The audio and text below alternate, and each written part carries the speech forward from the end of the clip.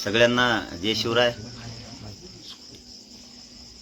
आपण 4 जूनला अंतरवालीत उद्या आमरण उपोषण करणार होतो. ते आता पुढे ढकललेले, त्यामुळं अंतरवालीकडे एकाही मराठा बांधवांनी उद्या येऊ नका, आज रात्री सुद्धा येऊ नका कोणीच. ही सगळ्यांना विनंती आहे.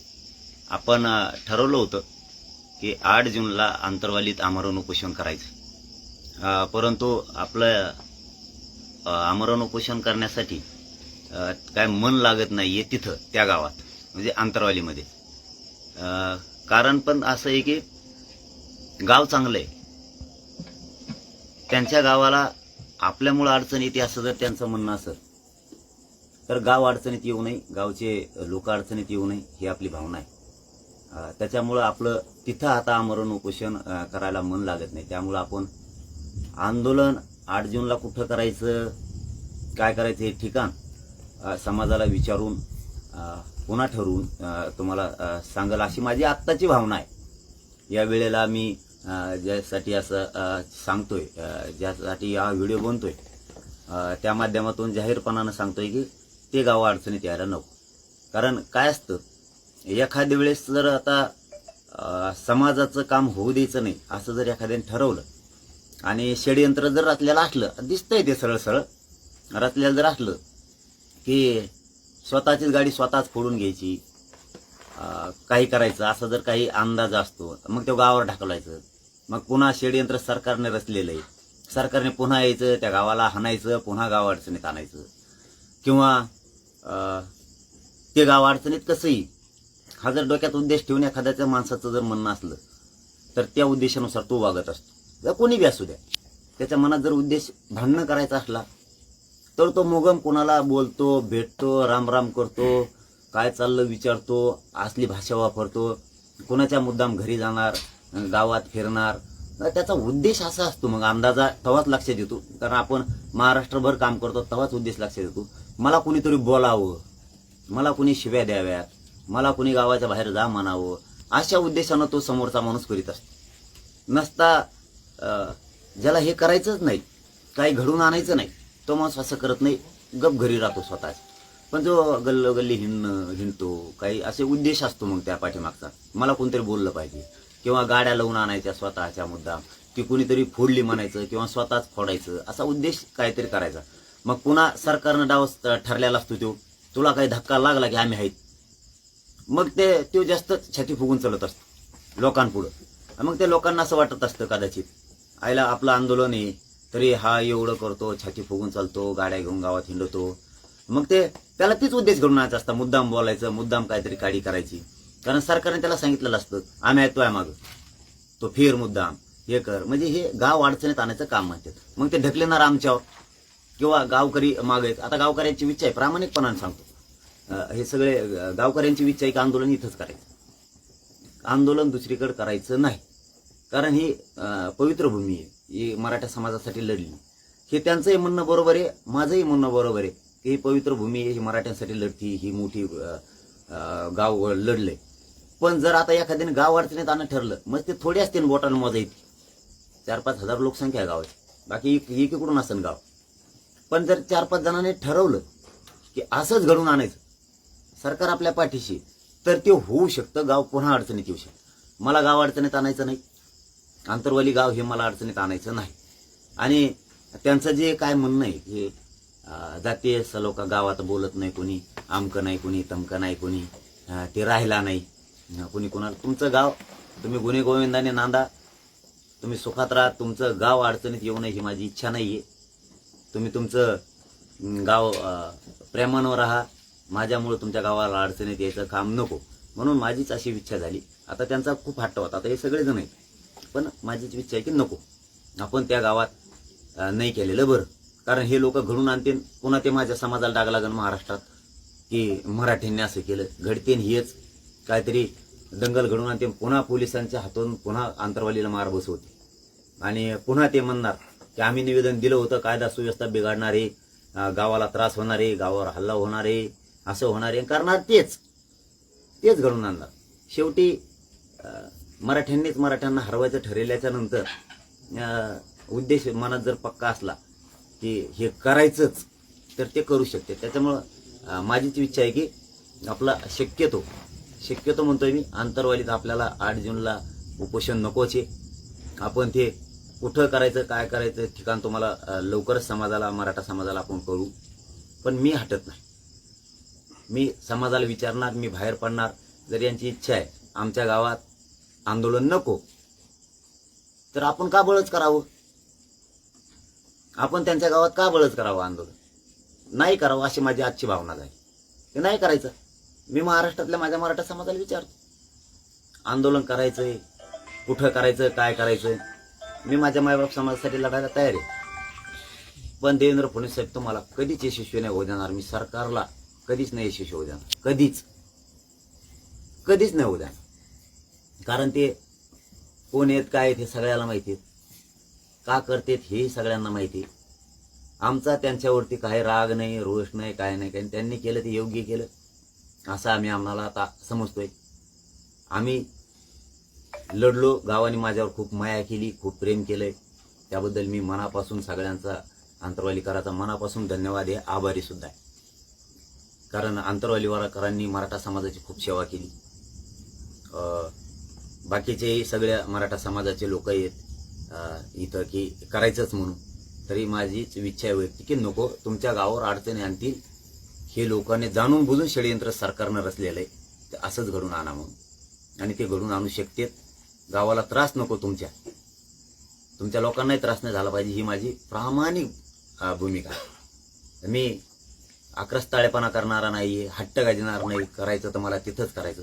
पण आत्ता जे ह्या 2 घंट्यात जे एकूण चित्र दिसलंय सगळं, ते काय चित्र, काय नाही, मी तुम्हाला 8 तारखेला सांगत काय चित्र होतं आज. म्हणजे मी मगाशी म्हणलोय 8 जूनला आंतरवालीतच करणार. आता का नको म्हणतोय, का दुसऱ्या गावात का करायचं म्हणतोय, किंवा दुसरं ठिकाण आमरण उपोषणात का निवडायचं म्हणतोय. त्या 2 घंट्यात जी एकूण परिस्थिती त्याच्यावरून मी सांगायला लागलोय की, आणि का ह्या 2 घंट्यात का घडलं की आपण 8ला सुद्धा आंतरवालीत आता नाही म्हणतोय. याच्यासाठी तुम्हाला 8 तारखेला सांगेन मी की या 2 घंट्यात काय काय प्रक्रिया घडलेली. त्याच्यामुळं हे गाव अडचणीत येणं मला असं दिसतं, सरळ दिसायला लागलं की आणणार आहे म्हणजे आणणार आहे. हे 100% आंतरवाली गाव अडचणीत आणणार आहे. हे पक्का प्रचंड मोठं ठरून षडयंत्र. हे निवेदन नुसतं षडयंत्र नाहीये, हे नुसतं निवेदन षडयंत्र नाही. याच्या मागे 4-5 षडयंत्र आणखीन रचले, 4-5 षडयंत्र आणखीन रचले की त्यांच्यावरच त्यांना हल्ला घडवून आणायचा, किंवा त्यांचं त्यांना करायचं, सांगायचं आम्ही म्हणलो होतो कायदा सुव्यवस्था बिघडणारे, आम्हाला अमकं करायला लागले, तमकं करायला लागले, हे गावात नकोच आमचे आंदोलन. आम्ही सांगितलं होतं आधीच. मग सरकार येणार, पुन्हा एकदा देवेंद्र फडणवीस साहेब पोलीस पाठविणार, पुन्हा एकदा गावाला हाणणार, पुन्हा एकदा गावाचे डोके फोडणार, आमच्या आई बहिणीच्या पुन्हा रक्त सांडणार. हे आंतरवालीतलेच. त्याच्यापेक्षा त्यांच्या बोलण्याच्या शब्दावर खूप लक्ष देणं गरजेचं. त्यांनी निवेदन देताना काय बोललेत याच्यावर खूप महत्वाचं. त्याच्यामुळं त्यांचं गाव अडचणीत यायलाच नको. त्यांची इच्छा आहे आंदोलन बाकीच्यांची, गावकऱ्यांची, की करायचंच म्हणून. परंतु तुम्ही चांगलं काम केलं. नाही करायचं म्हणून आम्ही करायचं म्हणलो होतो तरी पण 8ला. पण आमच्या एकूण लक्षात आलं की तुम्हाला ते सरकार घडून आणणार आहे. त्यांना दोष देऊन काही उपयोग नाही. सरकार घडून आणते त्यांच्या माध्यमातून. हे मराठ्यांचं टप्प्यात आलेलं आरक्षण आहे, हे मिळू द्यायचं नाही. शेवटचं अस्त्र त्यांनी गावावरच वापरले, शेवटी गावाच्याच हातानं, आणि हे लांब करायचा प्रयत्न केला. पण त्याच्यात असं होईल, आम्ही जर हट्ट केला इथंच करायचं, तर ते मात्र पुन्हा हल्ला घडून आणणार गावावर. आणि हल्ला घडून आणणार, पुन्हा आमच्या आई बहिणी किंवा गावकऱ्यांना त्रास होणार, गोरगरिबांना त्रास होणार, लेकरा बाळांना त्रास होणार, आणि ते मग सहनशीलतेच्या पलीकडे जाईल. त्यापेक्षा 8ला आंतरवालीत नकोच आहे असं माझं आत्ताचं मन म्हणतं. दादा तुम्ही म्हणताय 8ला नकोच आहे. कारण पुढचं ठिकाण आपण सांगू, कारण हे षडयंत्र प्रचंड मोठं आहे. मी थांबायचं नाही म्हणलो, मी आंदोलन थांबायचं म्हणलो नाही, मी आमरण उपोषणापासून लांब गेलो नाही, फक्त आंदोलनाचं ठिकाण बदलायचं म्हणतो. माझी एवढीच म्हणणं आहे. मी नाही हटत. मला उद्या सकाळी गोळ्या घातल्या, मी हटत नाही म्हणजे नाही. मी मराठ्यांना आरक्षण दिल्याशिवाय हटत नाही. मी आल्यापासून जातीवाद झालेला नाही, हे खूप दिवसापासून. जरा तुमच्या मनाला बोलून बघा, हे जातीवाद आजचा नाहीये. जातीवाद वाढला, कोणी कोणाला बोलायला तयार नाही, हे तुमचं म्हणणं आहे ना, अमुक त्रास, हे आजचं नाहीये. हे खूप पिढ्यांना फारचं खूप. हे मी करत नाहीये. मी फक्त माझा मराठा समाज जागृत केला. त्याचा स्वाभिमान जागा केलाय. आणि मी इमानदारी ऐकू शकत नाही म्हणजे नाही. मी इमानदारी ऐकू शकत नाही, हटू शकत नाही. भेद फित मी कधीच नसतो आणि भेणार बी नाही कधी. फक्त ठिकाण बदलायचंय एवढंच की आता त्या गावकऱ्याचे उपकार म्हणून 8-10 महिने लढले ते. आता ते आपण असं समजू की त्यांना आता थोडा आराम देऊ, आपण दुसरीकडे आंदोलन उभा करू, काय अडचण नाही. महाराष्ट्रात कुठेही करल, मला जिथं वाटेल तिथं करीन. मी अगोदर माझ्या मराठा समाजाला विचारतो, मी काम करू का नको मराठा समाजाचं. ते जर नाही म्हणले तर करणार नाही. ते जर म्हणले उपोषण आंदोलन करा नका करू, करणार नाही. ते म्हणले करा तर करल. मी माझा दैवत मायबाप समाज मराठा समाज आहे. मी मराठा समाजाला विचार, माझा दुसरा कुणी मालक नाही, मराठा समाज. मी राज्यात बाहेर पडल, मी गावोगावी जाईन माझ्या मराठा समाजाच्या, त्यांना विचारेन काय करायचं म्हणून. मी माझ्या मायबाप समाजाच्या गावागावात जाईन, जिल्ह्यात जाईन, तालुक्यात जाईन, राज्यभर जाईल मी त्यांच्याकडे आणि त्यांना जाऊन विचारेन. पण आंतरवलीत नकोच हे माझा 100% मन मला सांगायला लागले, नकोच. कारण त्याचं कारण तसं आहे, हे आंतरवालीचं एवढं चांगलं नाव झालेलं आहे. आंतरवाली एवढा संघर्ष महाराष्ट्रातल्या मराठा समाजासाठी केलाय, यांनी ठरवून षडयंत्र केलेलं आहे. त्याच्यामुळे हेच घडून आणते बऱ्याचशा कुटाने. कारण ह्या 2 घंट्यात जे कोण दिसतंय ना, त्याच्यावर 2 घंट्यात काय दिसलंय मी तुम्हाला हे 8 तारखेला सांगा 100%. कारण हे काहीतरी वेगळं करणार, लोकांना बोलायला लावणार, बोलण्यासारखी परिस्थिती निर्माण करणार, लोक बोलणार, त्यापेक्षा यांचं ठरवून आहे. त्यामुळं आंतरवली शक्यतो आंदोलन नकोच असे माझे मन म्हणत आहे आता की आपण दुसरीकडे पुढं करू. तुम्हाला ठिकाण सांगू, आंदोलन मी आरक्षण मिळूस तर थांबवित नाही. कारण हे खूप भयानक षडयंत्र आहे. हे मराठा सरकारचं मराठा समाजाला समजून घे. या निवेदन देणाऱ्याला दोष देऊन उपयोग नाही. हे सरकारने घडून आणले, त्याच्यामुळं सरकार त्यांच्या खांद्यावर बंदूक ठेवी. त्यांना म्हणत की त्यांनी लेखी दिलं होतं तुम्हाला की गावात कायदा सुव्यवस्था बिघडणार आहे, नामकं होणार आहे, तमकं होणार आहे. त्याच्यामुळं आणि म्हणलं तसंच घडलं नाही आणि घडून तेच आणणार. हे बळच लोकांच्या अंगावर जाणार, लोकांना खोडी करणार आणि तेच काहीतरी करून घेणार, ते समाजावर ढकलेणार. त्यामुळे त्यांची इच्छा आहे ना गावात करू नये. मी आज समाजाला जाहीरपणाने सांगतो, त्यांची इच्छा गावात करू नये. आपल्या आंतरवलीत आंदोलन करायची इच्छा नाही. कारण मी काय माझ्या स्वार्थासाठी नाही करत आणि जातीवाद करायला काय मी माजलो नाही. माझ्या समाजावर अन्याय होतोय म्हणून त्या अन्यायाच्या विरोधात मी बोलतो. मी काय मनाने बोलत नाही. ते त्यांच्या समाजासाठी अन्याय झालं की कचाकच बोलत आहेत, म्हणून माझ्या समाजावर अन्याय झालं की मी कचाकच बोलतो. मी काय मनाने जातीवाद केलं नाही, करला नाही, कुठं दाखवून दिला मला मी कुठे केला. प्रत्यक्ष बा समाजसमोर. त्यापेक्षा जाऊ द्या ना, ह्याला फड्यातच नको. मला जातीसाठी राज्यात कुठं लढायचं, मी कुठं लढत. माझं पक्क आहे, ठरलंय की मला असं वाटतं की जातीवाद नाही झाला, काय नाही झालं, हे मुद्दाम षडयंत्र करून करून हे गावाला पुन्हा अडचणी जाते. माझा गोरगरीब समाज आहे, त्यांना पुन्हा त्रास होईल.